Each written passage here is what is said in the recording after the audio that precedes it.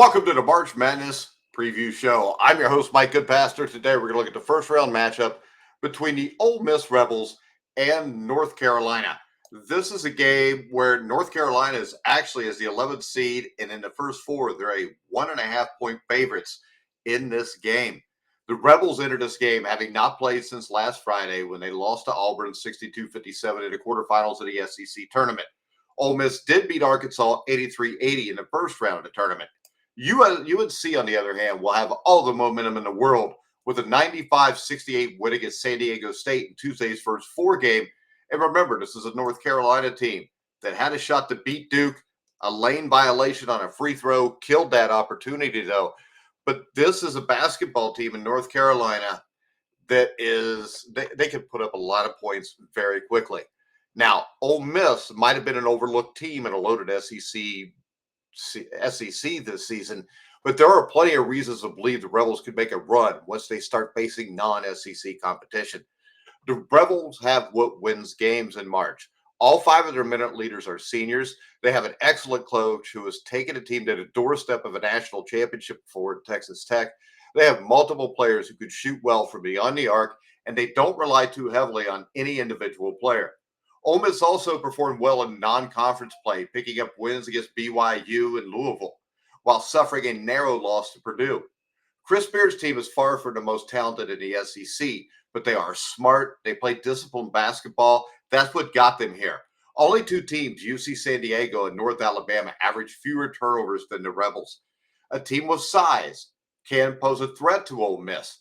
All right, Malik Dia is 5.7 rebounds, is their leading rebounder. And then you've got Brakefield, who's 6'8". They're the only two full-time rotational pieces taller than 6'5". A team that crashes the board could expose the Rebels' greatest vulnerability. Now, North Carolina found its way into the tournament despite a 1-12 record in quad one games. I'm sure you all understand that because everybody's complaining about it. Now, they avoided embarrassment of a second missed tournament in the last 3 years. The waiting game is done, but can the Tar Heels continue to back up their belief that they belong? UNC's offense can outscore just about anybody when it's at its best. They've got a dangerous scorer in R.J. Davis and an improving freshman in Ian Jackson. The Tar Heels can score points in bunches. If Davis's shots are falling, it can get dicey for this team. But Seth Trimble, Elliot Kadu are not shooters. And North Carolina shoots a solid but untacular 35.3%. R.J. Davis is going to be the key here. Now, we talked about the matchup issues with Ole Miss against big teams. The Tar Heels are also that way. They don't have a starter taller than 6'8". And that small ball approach has cost them often in their first season post Armando Bacot. Now, a team with a bruising front court could push UNC around. And that's one major reason the team's defense has been a significant problem for much of this year. Now, when you get down to it, though, this is a solid matchup. These two teams have the same issue. They're small up front. They're not great on the boards. This should be a great basketball game. Now, after North Carolina walloped San Diego State in the first four, the Tar Heels are going to be a popular first-round upset pick. And all those picking the Tar Heels to beat the Rebels will be proven correct.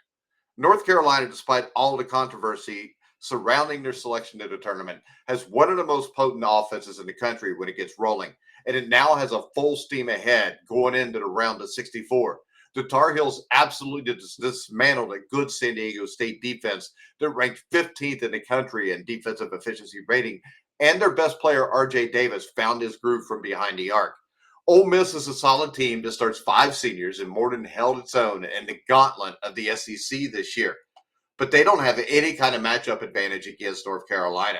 Both teams deploy smaller lineups with multiple guards. The Rebels have been idle for a week, and the Tar Heels are now playing like their hair is on fire and they've got something to prove. If North Carolina hadn't been in the first four, this first round game may be a different story. But right now, I'm going with the hot hand. North Carolina, I think, is like 9-2 over the last 11 games. The competition was not great. That Duke game stands out. Even without two of Duke's best players, Duke is still a top 10 team. They proved that by burying Louisville by double digits in the ACC championship game. They barely got past North Carolina. This North Carolina team, it's not going to be an upset because they're favored by 1.5 points, but I'm going to bet the Tar Heels and give the 1.5 points. If you want to go to our top recommended sportsbook for betting on college basketball, make sure you go to BetMGM. You can click on the link in the description down below if you're watching on YouTube. Make sure you follow me on X at Grueling Truth. Like, subscribe, hit the bell notification on YouTube. But for now, I'm Mike Goodpaster. You've been watching and listening to The Grueling Truth, where the legends speak.